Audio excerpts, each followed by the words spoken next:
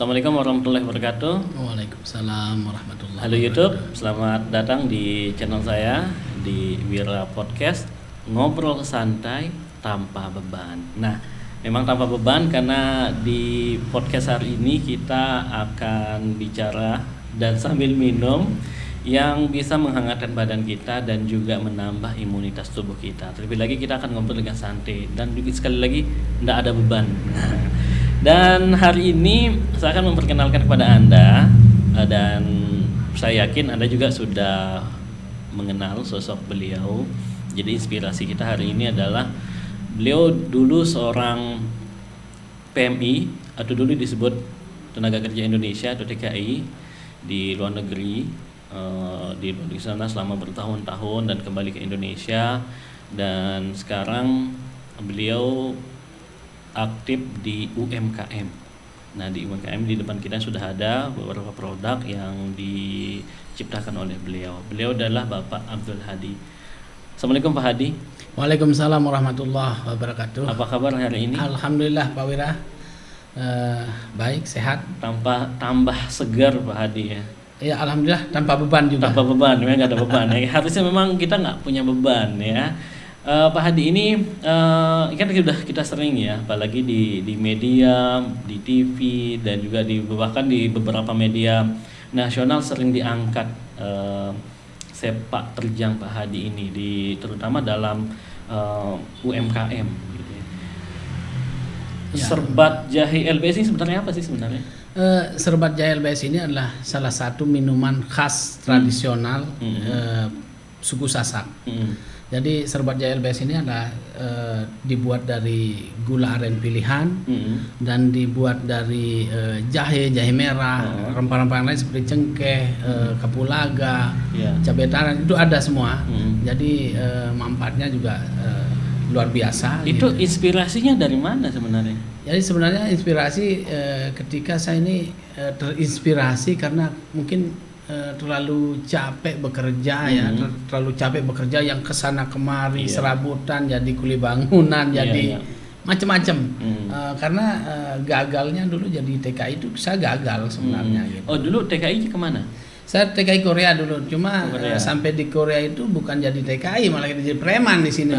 Itu yang bikin kita jadi gagal sebenarnya. Dulu di sana kalau kita flashback ini Pak Hadi, di Korea itu kerja apa dulu? Kerjanya di apa? Bidang yang pertama apa? Saya dapat pekerjaan elektronik sebenarnya. Elektronik. Ya, saya dapat kerja elektronik. Elektronik itu mohon maaf saya jelaskan sedikit. Kalau di negara ginseng itu atau di Korea itu seandainya kita buat baut aja, baut elektronik, bautnya TV TV atau radio itu udah termasuk di elektronik. Tapi saya dapat di PCB ya, Pak. PCB ya, PCB untuk ini ya, untuk komponen gitu. Saya dapat di situ. Jadi berjalan 1 tahun lebih, jadi saya karena tergiur dengan gaji apa itu, jadi kita ngikut teman kerja di banyak sebenarnya tempat kita bekerja. Jadi banyak pengalaman lah di sana. Berapa lama di Korea Selatan? Tidak lama, sekitar hampir 7 tahun. 7 tahun itu lama sebenarnya. Oh ya. Kalau dibilang lama sebenarnya karena dulu saya itu inginnya lebih lama lagi di sana. Lebih lama lagi. Ya. Itu kehidupannya seperti apa sih? Tahun berapa sih sebenarnya itu? Itu tahun 95. Jadi karena ada satu kejadian lah, makanya saya pulang sekitar tahun 2001. Dari tahun 95 sampai tahun 2001 di Korea Selatan. Gitu. Dulu kehidupannya seperti apa di sana ketika masih jadi PMI lah di sana? Karena di sana kan katanya sana kehidupannya terus gajinya besar. Iya. Jadi memang kehidupan di sana itu memang lain dengan di Indonesia. Di situ terlalu bebas lah mungkinnya. Jadi kita masih terlalu muda juga waktu itu, hingga pemikiran-pemikiran yang matang itu belum ada. Jadi diajak ke sana, ajak kemari, kita mau aja. Jadi itu yang membuat kita kadang kerja di sana, kerja di sini, hingga tidak fokus jadinya. Tidak fokus. Dan apa yang kita tuju itu sebenarnya jadi tidak terlaksana gitu. Tapi sebenarnya ada nggak sih misalnya teman-temannya Pak Hadi yang berhasil setelah pulang dari Korea dan balik ke Indonesia dan berhasil, ada nggak?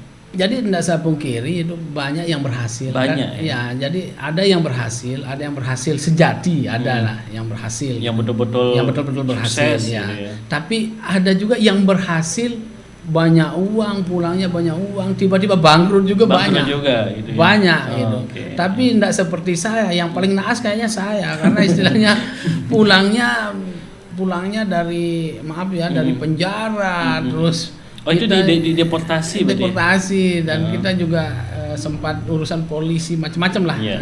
Hingga terus pulang dari sana kita jangankan kendaraan apa-apa kita nggak punya gitu kan. Jadi mulai dari nol lagi di Indonesia dan harus cari kerjaan satu nggak cocok, kerjaan lagi bikin kerjaan yang ini nggak cocok, sampai akhirnya jadi kuli bangunan juga pernah kita kerjakan di sini.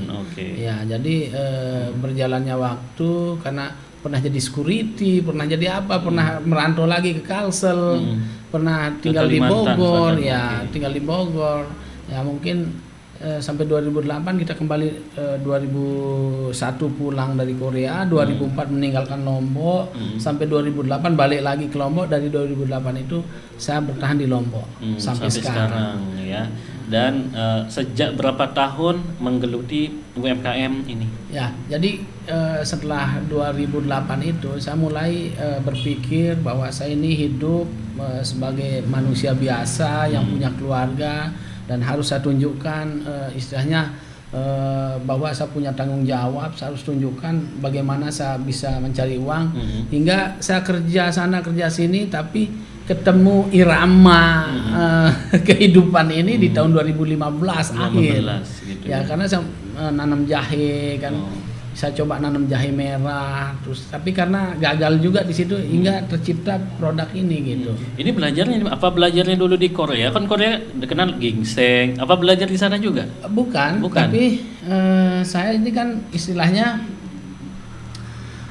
karena nanam jahe nanam jahe. Jadi jahe merah itu saya tanam. Itu untuk apa awalnya? Awalnya saya pernah melihat waktu saya di Kalsel itu orang nanam jahe merah kok hasilnya banyak sekali. Jadi tujuan saya nanam jahe merah biar dapat hasil yang banyak dan harganya juga lebih tinggi gitu.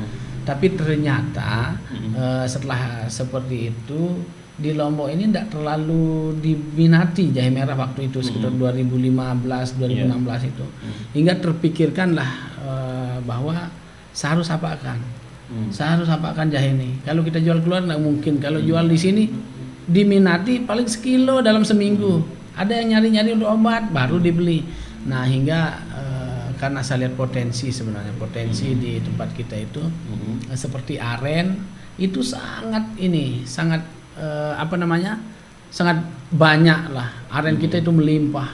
Jadi dari ujung barat Lombok Barat ini, dari Batu Layar sampai ke ujung timur sampai Narmada sebelah timur itu ditumbuhi pohon aren toh. Aren. Nah, itu yang saya lihat bahwa potensi kita ini besar sekali dengan aren, dan ketika kita menanam jahe itu bagus sekali. Karena rasanya itu beda dengan. Berarti awalnya lain. Untuk konsumsi sendiri. Awalnya begini. Jadi saya bukan, memang tujuan saya untuk pekerjaan. Jadi untuk membuka satu pekerjaan untuk kesejahteraan keluarga, dan saya niatkan untuk bila perlu untuk orang banyak gitu kan. Jadi setelah saya coba, walaupun banyak juga sih, ada aja sih yang istilahnya memandang dengan sebelah mata, tapi saya cuek aja, saya coba aja. Dan ini murni produk ini buatan kami dari pemikiran kami sama istri, kami berdua sama istri. Jadi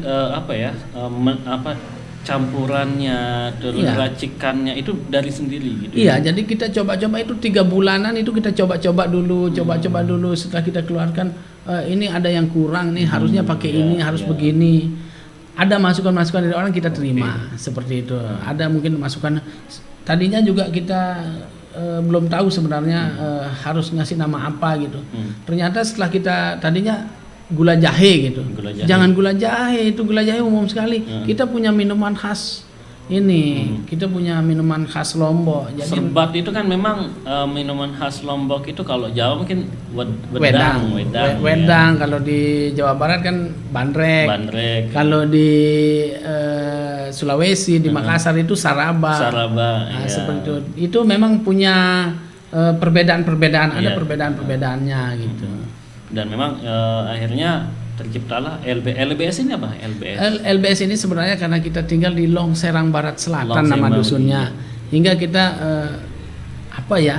Karena waktu itu memang saya jadi kepala lingkungan atau kepala dusun di Kepala sana. dusun. Jadi saya ingin dusun saya ini juga dikenal karena kita di Dikenal, tempat iya, yang betul. terpencil, Betul. sangat terpencil lah, alhamdulillah. Jadi Oke. sekarang itu banyak dikenal gitu. Oke. Nah, kalau kita bicara sekarang perkembangannya sejauh ini seperti apa? Jadi perkembangan saat ini kita sudah masuk di retail modern juga. Udah masuk di retail modern ya? Jadi salah satunya ya Alfamart kita Alfamart masuk. ada. Terus swalayan seperti Swalayan. Ruby, Mhm. terus Niaga, MGM Niaga. yang ada di Nusa Tenggara Barat ini kita masuk. Masuk semua Ya. ya. Jadi ada beberapa yang belum tapi masih proses, bahkan beberapa hari ini kami di Indomaret sudah ada kontak-kontakan yang mudah-mudahan pihak Indomaret ini segera untuk Oke. mengakomodir produk Itu kami. kan mereka biasanya ada semacam apa ya? Syaratnya harus ini harus itu apa sudah dipenuhi? Oh pasti. Pasti. Jadi itu ada legalitas itu satu hal yang harus dipenuhi. Oke. Harus- Ini kalau saya lihat di sini kan ada dari Balai POM-nya ada, dari MUI bahkan memang sudah Ya. Kalau ini masih dari Dikes ya, Dikes, dari ya. masih VRT. Tapi khusus produk yang ini, Iya. jadi khusus produk yang ini kami sudah selesai ujinya, SOP-nya sudah selesai. Jadi kami Oke. masih menunggu sertifikat dari Badan POM-nya. oke. Segera akan menjadi akan tergantikan Sedang nanti proses, ya. VIRP ini akan tergantikan dengan MD nanti. MD. Ya. Oke. Jadi segera insya Allah karena sudah selesai SOP maupun apa namanya ujinya. Gitu. Oke. Kalau perkembangan dari sistem produksinya, apakah sudah ada ya mungkin peningkatan dari sejauh ini bagaimana? Iya, jadi kami tadinya kan bekerja cuma berdua sama istri. Oke. Iya. Sekarang kita memiliki pekerja itu sekitar 12 orang. 12 orang Ya. ya. Yang awalnya hanya berdua saja. Jadi kami cuma berdua. Yang buat berdua, yang nyicipin berdua, Berdua juga. yang jualin berdua, Heeh. kemana-mana kami berdua. Oke. Bahkan kami waktu itu maaf saja saya harus Ya. saya harus katakan bahwa kami nggak punya apa-apa. Nggak punya Jadi apa-apa. kami ingin beli wajan, kami dia bolong nih. Hmm. Wajan tempat pemasakan itu bolong. Hmm. Kebingungan juga dengan uang Ya. 200.000 waktu itu. Tapi sekarang produksinya pakai apa? Ya alhamdulillah tetap sih pakai wajan. Ada pakai kompor, ada juga semi manual, mesinnya juga ada. Sudah ada pakai mesin. Mesin sekarang? packagingnya juga sudah ada. Oh, dulu Gitu. packingnya masih yang Packingnya masih hand sealer dulu. Kita Oh, pakai oke. ceklek. Ceklek, ya. Kadang-kadang besok pagi mau pergi pameran, diundang pameran di pendopo nih. Ini kita takut-takut nih, Oke. selesai nggak? Kerja dari pagi sampai jam 3 malam. Oke. Kita kerjakan berdua. Terus besok pagi sudah bangun harus ini. Itu perjuangan berarti kami. sering diajak untuk kegiatan pameran-pameran seperti itu. Iya, jadi di expo kami ini bahkan kita pernah di ajangnya Trades Indonesia Expo pernah di sana. Trade Indonesia Expo. Iya, pernah ikut jadi juga. beberapa menteri pernah mencicipi. Menteri pernah mencicipi. Bahkan Ibu Iriana Joko Widodo pernah Ibu negara pernah ya, mencicipi. mencicipi. Apa komentarnya setelah mencicipi? alhamdulillah itu jadi kebanggaan tersendiri ketika Ya. dicicip sama Ibu Iriana itu bilangnya enak sekali katanya. Enak sekali. Enak sekali karena saya lihat kalau dia memang nggak enak pasti cicip mungkin dipegang aja, tapi dicicip jalan ke stand-stand yang lain balik lagi ke sana. Balik lagi. Pak boleh tambah lagi nggak katanya. Oh. Jadi 2 gelas beliau ini kita suguhkan dan siap Bu izin minta foto. Jadi Iya, kita minta foto dipoto. juga gitu. Itu Bu Iriana dikasih nggak gitu? Eh, Maksudnya dikasih, oh ini buat Ibu Iriana gitu. Oh kan? iya kita siap udah ada di situ kan Dikasih langsung tempat juga? tempat yang mana mau dikasih gitu. Pokoknya udah Jadi Ibu Iriana ketika mencicipi ya pasti ada jenjengan. jalan ke stand yang lain dan balik lagi minta lagi. Balik lagi minta. Berarti memang Ya. menurut dia ini enak. Selain Bu Iriana siapa lagi? Ada Menteri Perdagangan yang sebelum yang Sebelumnya, sekarang, iya. sebelum yang sekarang itu Pak Inggar, Pak Inggar, oke. Kartasasmita kalau tidak salah namanya. Yang penting Pak Inggar Ya. Menteri Perdagangan. Heeh. Kita ketemu di ini di apa namanya di Trade Indonesia Expo. Iya. Beliau lewat di stand kami dan kami menyuguhkan, alhamdulillah malah beliau beli buatkan kita paket 2 paket untuk saya 1 paket, untuk Pak Menteri 1 paket dan untuk Menteri Perdagangan Korea 1 paket. Untuk Korea juga? Iya, Menteri Korea. Karena Ibu Menteri Korea itu katanya enak sekali dia bilang. Oh gitu ya. Itu Pak Hadi nggak cerita nggak, wah saya pernah ke Korea loh gitu atau gimana? Enggak. Nggak Tapi ketemu langsung. kalau kita ada di kayak dulu di ini di acaranya apa namanya Rinjani Geopark itu kan banyak, Rinjani Geopark itu kan banyak orang Koreanya. Di situ saya berbahasa Korea. Jadi Pak Hadi bisa bahasa Korea ya? Ya alhamdulillah. Mungkin bisa kasih contoh bahasanya mungkin ya say hello-nya atau apa bahasa Koreanya? Ya biasalah. Paling banyak orang tahu ya annyeonghaseyo, annyeonghasimnika gitu kan, lebih ini annyeonghasimnika. Kalau gini Pak Hadi, misalnya sekarang kenalkan mungkin beberapa kalimat, kenalkan serbat ini dalam bahasa Korea itu bagaimana coba? Kayaknya saya sedikit lupa ya. Iya, misalnya ini minuman ini enak diminum apa untuk menghangatkan tubuh atau baik untuk kesehatan. Saya pikir-pikir bahasa Korea itu bagaimana? 여러분 안녕하십니까? 이거는 serbat jahe LBS 입니다. 이거는 sugar, palem sugar요. 생강하고 발강 생강하고 너무 맛있어요. 해보세요. Wah, luar biasa ya. Ya masih ingat ya bahasa Korea itu masih ingat ya. Bisa memperkenalkan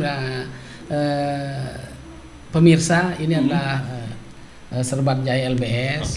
Ini dibuat dari gula aren. Dan ini dari jahe merah gitu ya. Silakan dicoba. Oke. Tadi kita bicara tadi tentang Ibu Iliana yang pernah mencoba dan juga ada menteri yang pernah mencoba.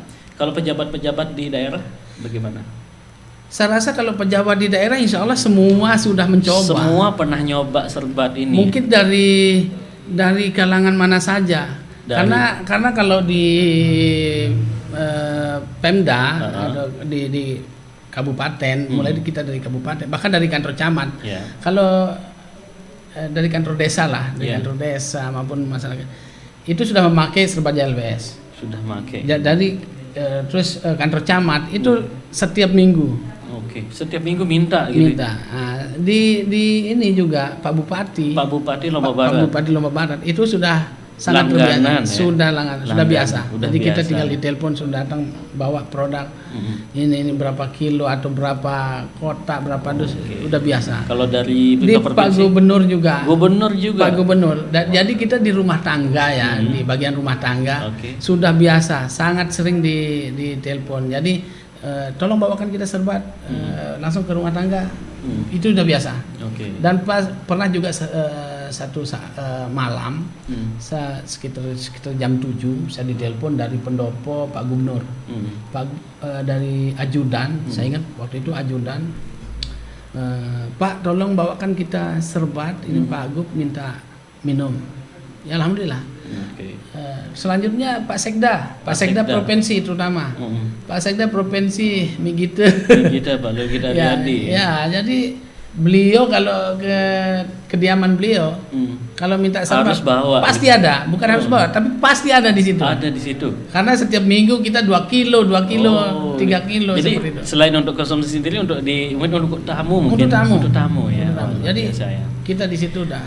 Oke, Pak Hadi, ini kan sekarang orang melihat wah Pak Hadi sudah sukses, sudah dikenal, tidak hanya di sini saja, mungkin udah di luar daerah sudah dikenal, bahkan di banyak retail modern sudah bisa masuk di sana. Yang kita tahu bisa masuk ke sana itu kan ada persyaratan khusus ya. Orang melihat sudah sukses seperti perjalanan untuk menjadi sukses itu kan tidak mudah. Benar apa tidak?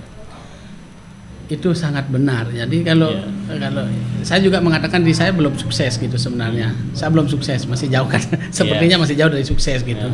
Jadi tapi apa yang orang yang tidak tahu untuk bisa mencapai titik ini gitu? Memang untuk mencapai titik ini juga saya rasakan sangat sulit ya. Sangat sulit. Sangat sulit untuk masuk retail modern saja. Apapun katanya dari retail itu sulit. Sulit karena kita harus memenuhi legalitas, karena juga retail itu memakai sistem. Ya, sistem. Bukan yang seperti toko-toko biasa gitu. Iya, kan? jadi kalau di retail apalagi kelas Alfamart, Indomart ini punya sistem. Jadi koneksinya nanti dari pusat.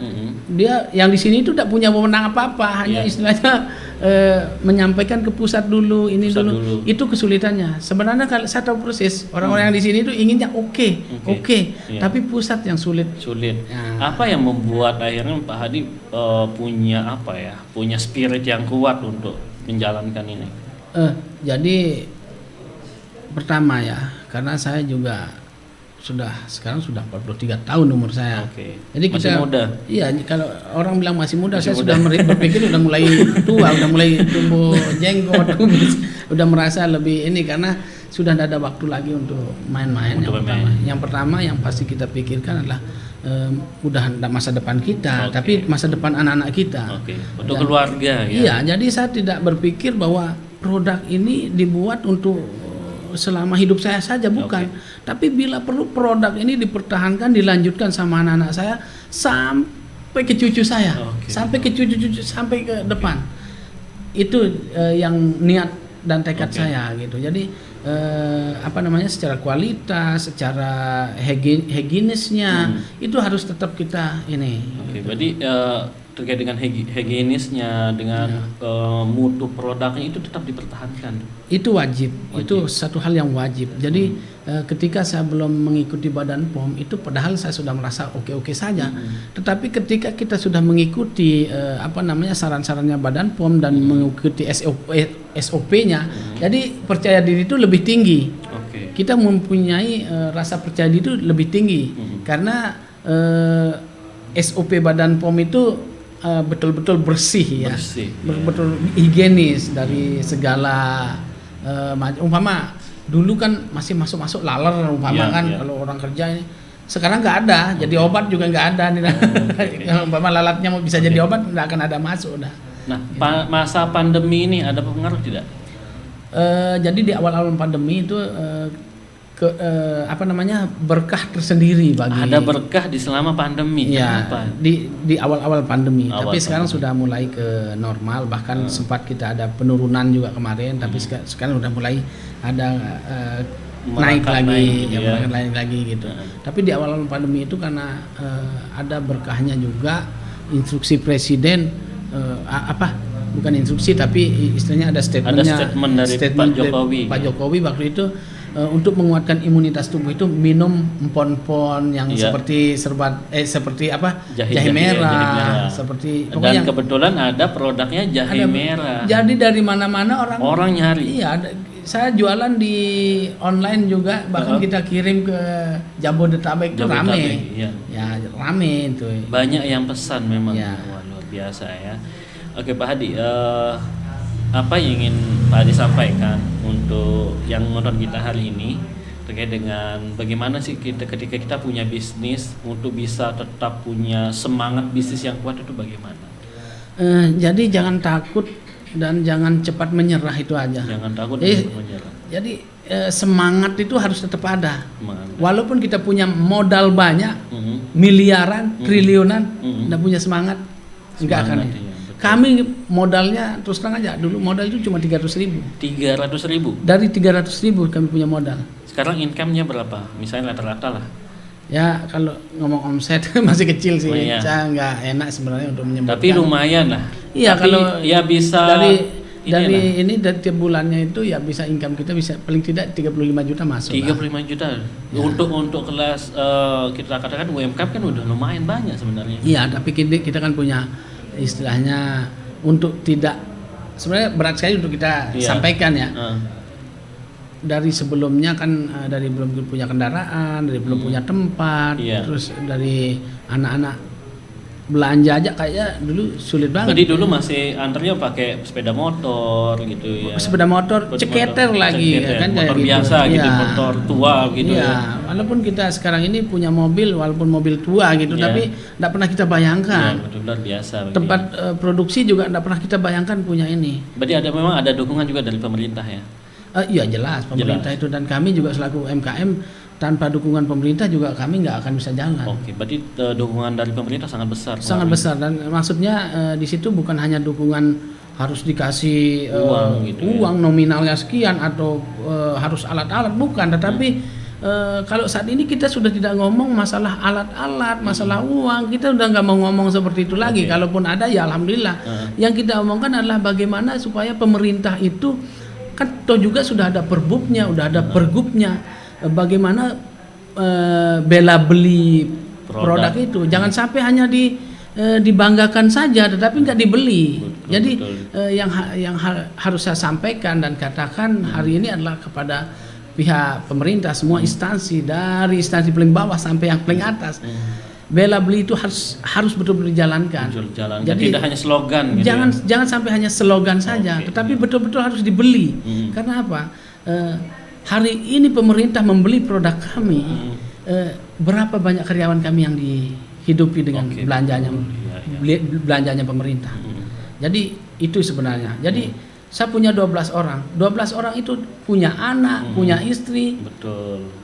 Belum lagi reseller yang jual ini, toko yang lain yang jual ini. Nah itu. Jadi harapan kami izin dari tempat ini, saya minta atau saya mohon kepada siapa saja yang nonton, terutama dari pihak pemerintah, supaya jangan sampai tidak membeli produk-produk UMKM. Betul. Ya.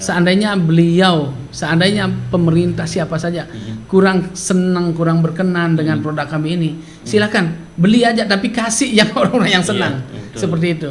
Karena istilahnya membeli produk kami adalah membantu banyak warga masyarakat. Jadi dengan kata lain, bukti nyata untuk dukungan ke UMKM itu dengan membeli produk UMKM. Sekali lagi yang saya harus sampaikan adalah ketika membeli produk UMKM itu adalah banyak sekali, dari petaninya, dari yang membuat kemasan, dan itu roda perekonomian itu berjalan betul. Jadi sebenarnya banyak, kalau berjalan dengan baik ini banyak yang terdampak yang positif. Iya, banyak sekali. Jadi banyak sekali istilahnya dari plastik, dari gulanya, dari petaninya, petani jahenya, petani arennya, semua di situ. Baik, luar biasa ya. Jadi ada penjualan gas umpama, kita pakai gas. Betul. Ada penjualan kayu bakar, kita pakai kayu bakar. Apa saja gitu. Jadi semua berjalan ketika produk ini terbeli. Betul. Seperti itu. Baik ya, dan memang luar biasa, salah satu bentuk dukungan yang real, yang nyata, memang tidak hanya pemerintah saja mungkin ya, dan juga kita masyarakat juga harus layaknya mendukung UMKM, produk-produk UMKM kita dengan membeli produk UMKM. Ya, lebih cinta dengan, apalagi kita ada di lokal ya, kita pakai produk-produk lokal karena dari segi kualitas dan mutunya pun bersaing gitu. Jadi kalau boleh saya katakan, contoh ini gula semut aren. Gula semut aren ini adalah satu gula, maaf ya, saya harus promosi sedikit. Dalam artian saya harus menjelaskan bahwa gula semut aren ini adalah satu produk yang langsung dari alam, gula yang rendah kalori. Gula yang rendah kalori. Iya, tidak usah yang istilahnya mentang-mentang iklannya begini-gini. Ini yang nyata rendah kalori, tidak mengandung glukosa, tapi kandungannya sukrosa. Bukan mengobati tapi mencegah diabetes. Karena apa? Karena kandungan sukrosanya itu, gitu. Ini sekali lagi tidak mengobati tapi mencegah. Ketika kita sudah mulai menggunakan gula yang rendah kalori, insya Allah kita tidak akan cepat untuk kena diabetes. Apalagi ini ada jahenya, ada kandungan obatnya, ada jahe merah dan lain sebagainya. Baik Pak Hadi, terima kasih atas waktunya hari ini dan sangat luar biasa. Semoga bisa kita terinspirasi dengan cerita Pak Hadi tadi, yang bagaimana perjuangan yang berada di titik ini tidaklah mudah gitu. Banyak waktu pengorbanan yang dilewati tentunya ya. Dan terima kasih sudah menyaksikan kita di podcast kita hari ini, ngobrol santai tanpa beban. Saya lagi Pak Hadi, terima kasih atas waktunya. Sama-sama. Iya, sekian dari kami. Assalamualaikum warahmatullahi wabarakatuh dan sampai jumpa.